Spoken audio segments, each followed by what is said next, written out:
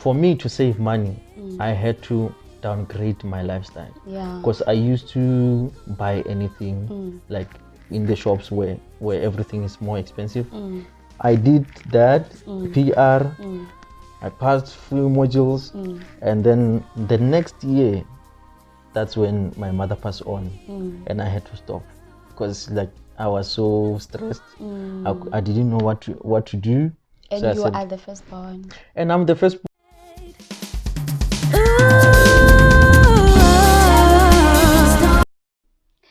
Hi guys, welcome to the 6th episode of my victory story.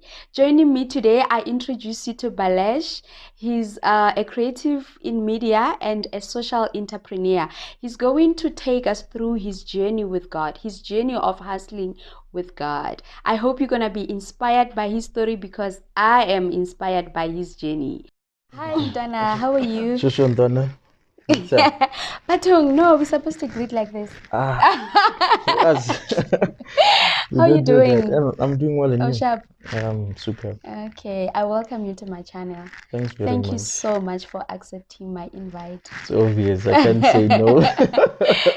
I mean, you are an inspiration to many, so I cannot say no to you. And I always, actually, we know we grew up together, so I always support what you do, and we have done so many things together. So, yeah, I think you are doing an amazing thing, and it's good to be on this platform. Yeah. And congratulations for inviting Thank me on you. this, and also having this nice, amazing set.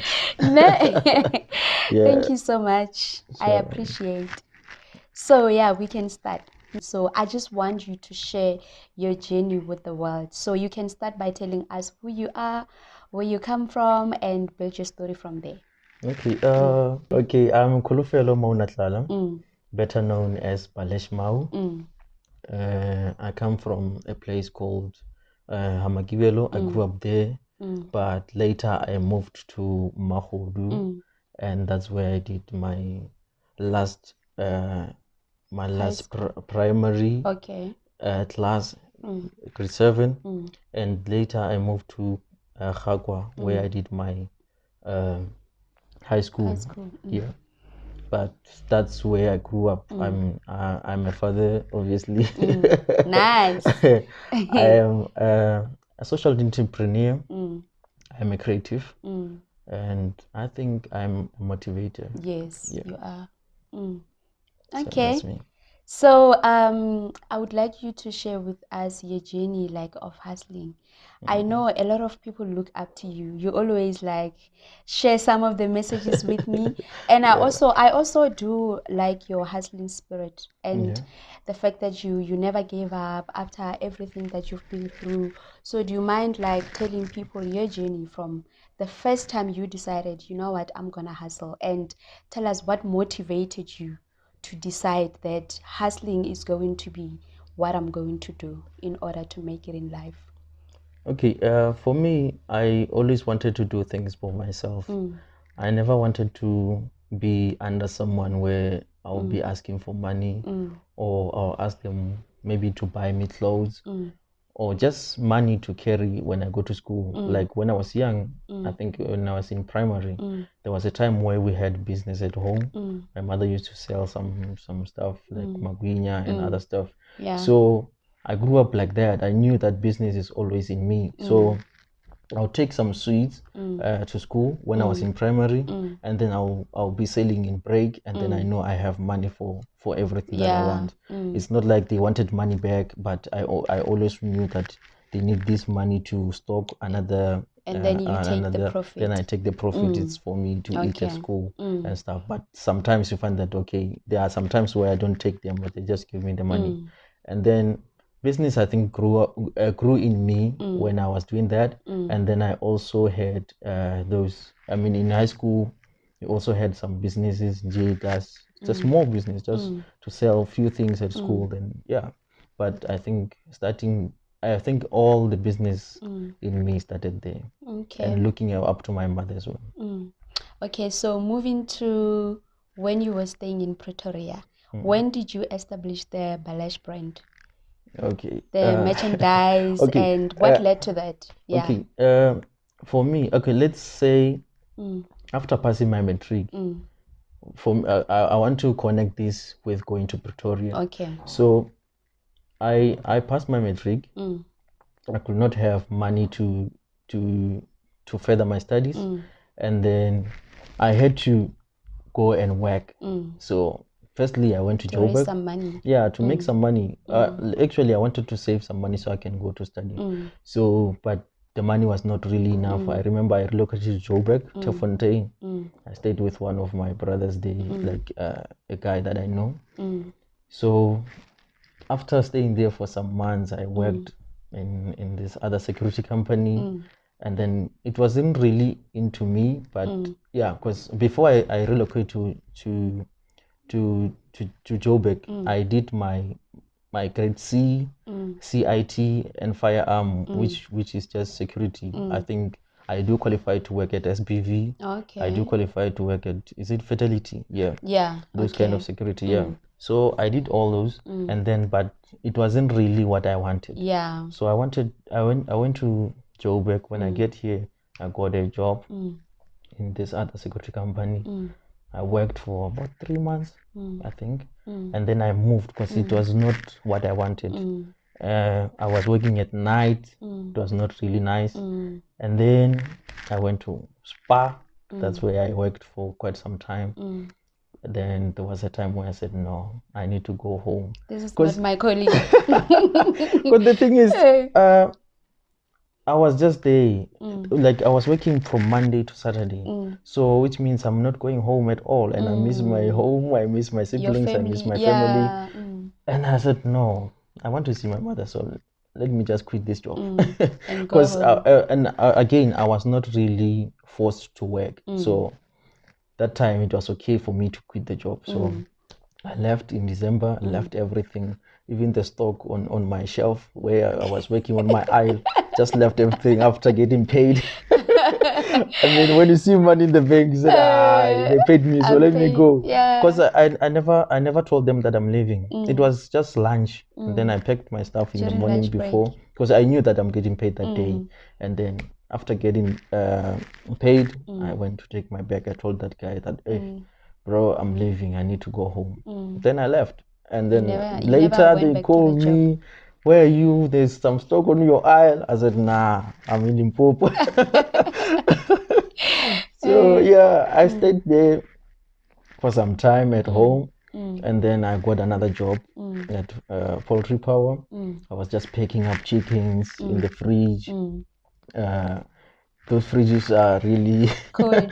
very can cold. Imagine. Extremely cold, actually. Where was that? Was it in Polokwane? Yeah, in Polokwane. I worked there, I think for a year, and I enjoyed, but it was not what I wanted as well. So that's why I moved to stay with my aunt in Mamelodi first. Okay. So yeah, I moved to Pretoria, but I only stayed there for, for 2 to 3 months after getting a job in a restaurant. Then after that, I moved to Pretoria in CBD, where I stayed with my friends, and so we can contribute nicely and stay in town. Because I didn't want to stay in Kasi that time. Yeah. And I'm sure it was quite far. Yeah. Like from Mamelodi to work. Yeah. I think the distance was really not too far, but in town it was much better because it's like you're exposed to a lot of things. Yeah, and I'm with my friends, so I'm free to do whatever I want. And the freedom. Obvious, because my aunt will not allow me to come back at any times. Like if you coming at night, they lock the gates, so you can do anything. Yeah. So what I'm picking from your story and is that you were willing to do things that you did not even like to do for you to get where you are. Yeah. So a lot of us young people, sometimes we don't want to go through the process. Yeah. Like everyone has a vision. You know what you want, you know where you want to be. But sometimes it can take you a job first for you to eventually start selling or start being an entrepreneur or start a business. But we don't want to work first. We're not willing to go through any process that will get us there. We want to just start selling, and we just want a miracle, or we want government to give us money. Yeah. We want funding. We want kante. There are a couple of things that you can learn while you're working. There are values. There are like skills, or even if you learn from a bad experience, if this is how this business is treating people, or this is what they do, I'm learning how dangerous it is or how bad it feels. So when I get to where I want to be, this is one thing that I need to avoid. Yeah. So you mentioned hore, you've worked, but it was not what you wanted. So I want to know, what is it that you wanted, and when did you know that when did you discover that this is what I want, and this is what I think will satisfy me if I start doing it? For me, I always wanted to be in media. Like when I was in grade 10, I remember I told my mother that I heard someone saying there's a school in CSU where they can teach you how to be a DJ and stuff. So that time I was just looking up to a few DJs like DJs Boo and DJ Leo. That time they were more popular in music. And I was like, no, I can do this thing. Like I always wanted to be in that media space. So when I asked them that I can go to do that instead of just finishing up this metric, because obviously when you graduate there, it's also it's like equivalent to metric. So I was like, can I just do this? But they said, no, you can't, because this is what you should do. Like they didn't understand my vision. So I respected them. I finished up my metric and I did all that. Then after moving to Pretoria, and then obviously I wanted to save money for my studies. So for me to save money, I had to downgrade my lifestyle, because I used to buy anything like in the shops where everything is more expensive. I remember this other time I was just buying some jeans for 800 because the money was there, but I didn't know how to use it. So I was like, no, I can save this money and go to study. So that's when I did started saving at work. Remember where I was working in the restaurant, they were giving us 10% of the money that we are saving. So if you save 15,000, it means you're going to get at least 1.5. So I'll just save some money there, saving the money there. And then after a while, when I was trying to, I enrolled at UNISA first. I wanted to do media, but they said, nah, your marks cannot be, because I can't qualify. So I said, okay, what can I do so that I can one day change to media? So they said, okay, you can do PR. Then after passing few modules then after that you can go to media. I said, okay, fine. So I did that PR.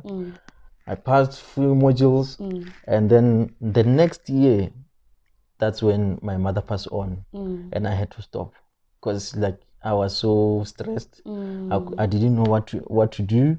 And so you are the firstborn. And I'm the firstborn. Now I'm left with my three siblings, my two younger brothers and a little sister. And I was like, what do I do now? I just had to leave this. I didn't continue with that PR. Then I went home, buried my mother. Everything was just fine. Then after that, I said, no, but I cannot quit school. How about I start saving money and do what I really want? Because in this other college, they told me they can do it for me. Like I can do what I want. Yeah, media. So I saved money and then went to the college. Then when I get there, I did. So sorry, you were still working at a restaurant? Yeah, I was working in a restaurant. So now I'm doing distance learning as well at the college. While working at the same time. Yeah, because they supported us in the restaurant. That owner was so supportive. Wow. And he's a white guy. And mostly you find that people saying white people do this and that. The thing is, if you go with what people say, you might as well not get what you want. And you also start having the attitude towards them. The thing is, you're fighting the battle that is not yours. So I normally tell people, don't fight battles that are not yours. If you are my friend and you're fighting with someone else, that doesn't involve me. What if that person is going to help me? Yeah, he's your destiny so helper. yeah, if you let's say maybe someone is fighting with you and I'm too close to that person, I could not be in this podcast now because I'm trying to fight battles that are not mine. Yeah. So I said no. For me, I'm looking up to this guy. He's inspiring me. He has a big restaurant. He made his own complex in Lanewood. So he has shops and people pay him rents. Like the guy is very rich. He has farms and everything. So I told myself that okay, I'm going to learn from this kind of person. And then yeah, the guy supported us, like everyone who wanted to study. And if you don't want to study, then yeah, it's your own loss. So I went to do media, and then I majored in film and TV. Then it was just so fine. When I'm off, I'll go to school, get my notes, everything that I've missed. Like everyone would support me, even my classmates. They were there, getting the notes for me. Yeah, I can imagine like working at a restaurant. It looks like it's hectic. Yeah, because it's a hard work. You have to do up and down, and after that when you knock off, you're expected to go and study. That's very inspiring. Not a lot of people can get the motivation and determination and the courage to keep doing that. Yeah, because when I was working in the restaurant, I was a barista. Some they call it a barman. So I would be mixing all this other stuff like alcohol. I would be mixing milkshakes, coffees. I always say I make the best coffee, and people don't believe because they don't see it. But yeah, I worked there for is it 5 years? Yeah, I think 5 years. Yeah, and it was so nice. Then that's when I moved to all this media stuff. I learned how to use cameras. So and I was now not a DJ because there were people who wanted to do music, but I said no, I want to be behind the scenes. So let me do film and TV because I'll be using cameras.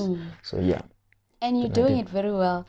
So I mean, you came here and I was not even operating this light nicely, and you came and just set up everything. It shows that it's not something that you do it for money, but it's something it is in you. You love it. Yeah. No, whenever you see an opportunity. When I get here, you said, okay, let's record. Now let me set up the set.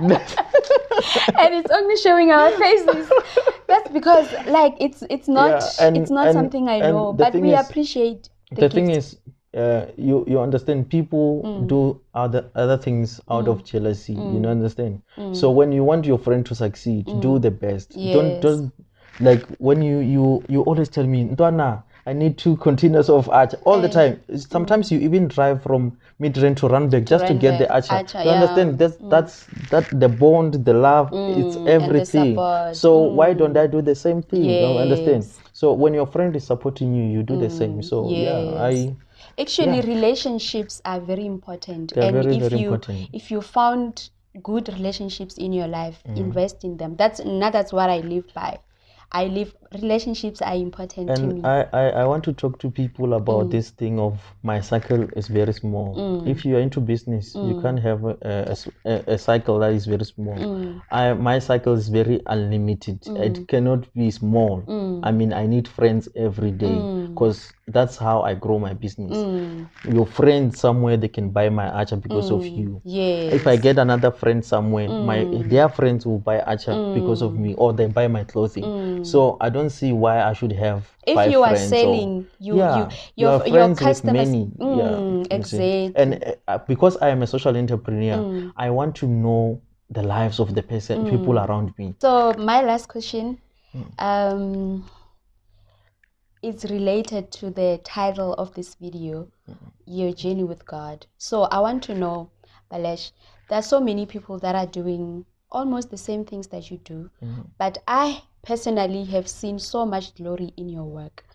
That is why I support you. I love Balesh brand. I have Balesh brand. You've been buying. I've been buying the merchandise, And like you were saying, I could drive all the way from Midrand to Randburg, sometimes from Sandton to Randburg, just to collect acha. I mean, I passed so many spaza shops or so many people that sell acha, but then there's just glory in your work, and I know that it is not something that you do on your own, but there is a secret to it. Please, can you tell us, like, how has this journey been with you and God? How do you pray? How do you invite God into your hustle? Okay. And sorry, why is it important to pray and invite God? Okay. The thing is, people need to understand that we we are connected to God, and if you are connected to God, you have to make sure that everything that you do relates to what He's doing. So I always invite God in everything that I do. Before I go out, let's say maybe I have 35 containers, which is 30 rand each, and firstly, I know my clients, but you have to be smart. You have to ask for wisdom. I don't want to spend the whole day on the road or on the street trying to sell acha. No. What I do is I add more contacts on my WhatsApp. I start chatting to people. Then after that, let's say maybe 20 or 25 orders confirmed. Then I'm left with how many? 10, which means I can just sell this 10 on the street. So when I come to you, I already know how many you want. So I give you maybe 3, and then you know what happens.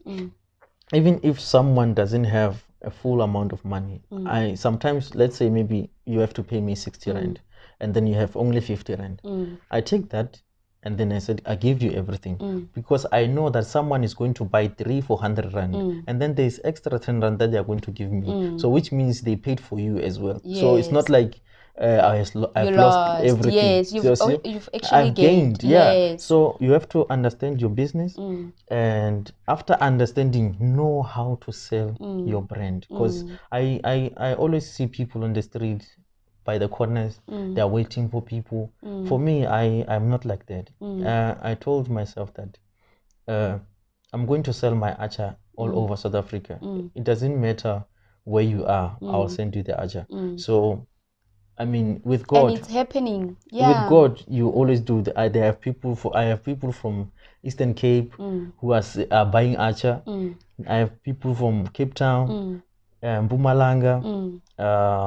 Joburg is even worse, because we are in Pretoria, Midrand, Boksburg, all these places, and sometimes we do pop-ups in Polokwane, and we do the same thing. We deliver to people. So I always invite God in everything I do. I remember in December, I packaged 50 containers. Remember, by December, I sold 300 containers in 1 week. So it was just amazing, because it's not easy to sell that amount. And it's something that is already there. It's not like it's something that was not there, but you still managed to thrive. So now I see it is very important to invite God in everything that you do.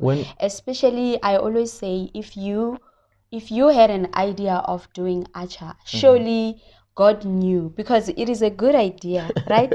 God knew, and God dropped it in your heart. So the best way to succeed, or for your own execution in terms of how you're gonna start selling it, like the wisdom that you were explaining, or this is how you do it, it comes from God. So you need to go back to God to say, wow, I would like to invite you, I'm going to sell, and guide me. The other thing is, the word of God says faith without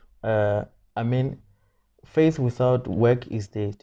So which means, if you don't have faith, like your faith without actions, it's useless. Because what are you even like you it's like you don't want to do what you believe in. So for me, I always say, if God want me to succeed, He cannot never fail me.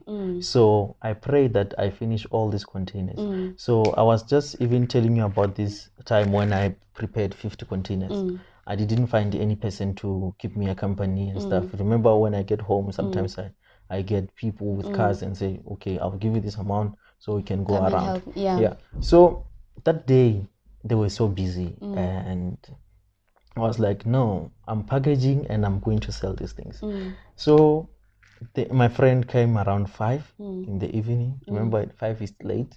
So normally we start in the morning. Yeah. But I said, I'm going to finish all this. And then my sister said, I remember when I was telling her, I'm going to finish this. She said, no, it's late. You can't. Okay. I said to her, let me pray for this. Then we closed our eyes, and then I prayed. And after praying, that's when I went to one of my friends came, and then we went out. By 10 p.m., the archers were finished. And then I even called her. You know what? The archers just finished. The whole 50 That's why they even called me Mr. Sold Out this time, because I always go out and sell everything. So I think we should believe in God more, and always invite Him. And also, the thing is, people don't know how to pray. You can't ask something today and tomorrow you are still asking. Remember, you tell God once, and then tomorrow you thank God Him. for what you asked yesterday. Immediately you submit your request to God. You start thanking Him. You start thanking, because you have that belief in you that it is done, God will do this for me. So you have to, you must make sure that you believe in God and you don't have any doubts, because obviously, and the thing is, there's this other motivator that I was watching, and then he said, God made all this heaven and earth in 7 days. So you are asking God to bless you like in 5 years and stuff. Like, God can do anything now if you want it now. So you just have to have faith and stuff.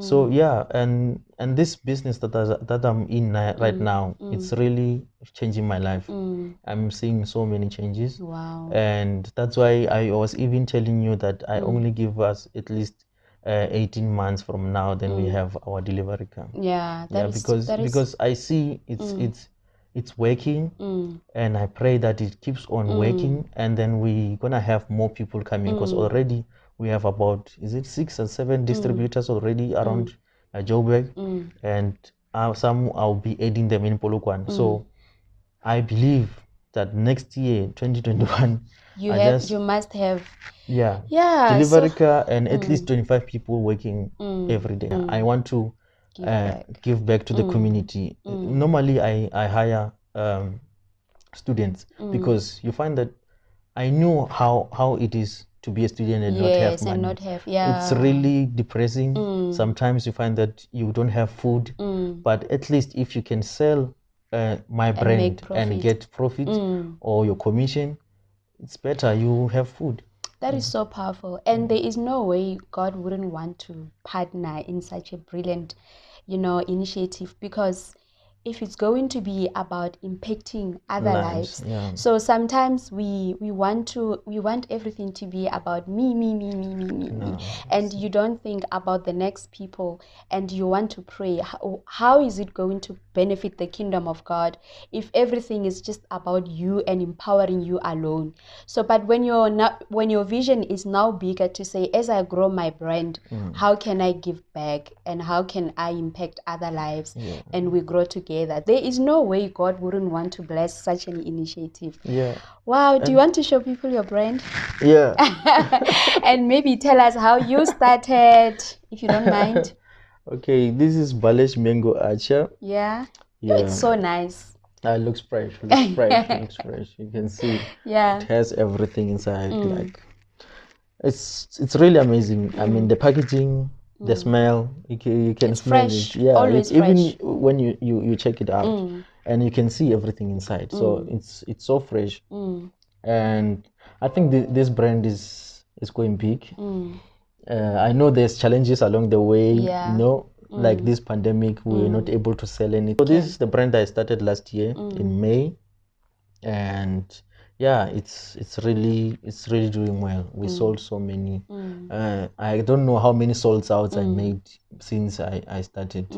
And so lastly, in closing, Balesh, what can you say to a young boy like you, a young Balesh out there, who just lost their parents and they have responsibility, to take, and they have to go to school, they have to make it for themselves. They would like to sell something. They know they can, but they just want that message of hope and inspiration, just like how you made it. What can you say, like, as words of encouragement to a young Balesh out there? Okay, for the young ones out there who really want to make it in life, you don't have to wait for any family member to help you. I alone, I never asked for money. I never called anyone at home and say I need money for this and that. Entitlement. I don't think people owe me anything. If they want to help me, it's fine. But I don't think they owe me, because they also have their own paths and journeys and stuff. So they need to use their money. So I will tell them that take ownership in everything that you do. Be responsible for your own life, because people don't owe you anything. Even fundings, you don't get fundings anyway unless you have connections. But make sure that you start. People will join you later. And even when they join you, don't go like, I don't need you. If you see that the deal is great, you can join. But if it's not, then turn it down. You don't have to go for quick success. You don't have to go for quick cash. Your struggles are sharpening you to your greater future. So make sure that you do everything that you want, and make sure you do it yourself. Because now you don't owe anyone. When you're successful, people will say, I did this for this guy. If it wasn't for me, he wasn't gonna be like that. But for now, I'm doing everything by myself. Even when I get the job at a Christian TV station, I didn't before I got that before I even graduate. That shows that I pray a lot, and I believe in God. I remember one of my friends told me that, hey brother, they need camera operators at work, and then just come up and see if they can hire you. And I went there, I did my interview. Before you even got your qualification? Yeah, before I even graduated. They said, no, just go there, and then they taught me how to use other cameras, because the cameras that we were using there, they are not the same as the ones they are using. And then they taught me how to use them and everything. Now I've been working there for some time, and it's really amazing. I met amazing people. I've shot people like Jacob Zuma. I've covered news for Julius Malema. I met so many, like Robert Marawa. Is it this guy? The guy Jacob Mabaso. I met so many actors actually, and yeah, I met so many people. And with this one, because it's not as media, with this one I managed to meet my role model, DJ's Boo, and I really appreciate everything that I have now. Wow, we thank God. I'm so inspired. I hope someone out there is inspired. If you want to start your hustling, I'm sure after watching this video, you're gonna go and start. And what I pick from Balesh's story is that you don't have to pursue connections or people, or you don't need to have it all figured out when you start. You can start with what you have, start where you are, and those things will find you. Those people will find you. Like how you say you got the job, someone just called you before you even got your qualification. That's because you started, you pursued education. Someone knew this is what you were studying, and it found you, and they called you, and you started working. Okay guys, thank you so much for tuning in, and thank you for watching. I hope you inspired, and it will make me so happy to see people starting. You know how much I'm passionate about inspiring people to start doing and start executing the potential in them. So if you would like to connect to Balesh or buy the Acha, we'll leave his social media handles. You can follow him on Facebook and his cell phone number. You can WhatsApp him and taste the good Acha. And let us support local. Let's support Black business. We have one another. It's all we have, right? That's true. So if you enjoyed this video, please give it a thumbs up and comment and share and follow us on social media. Thank you so much guys for watching.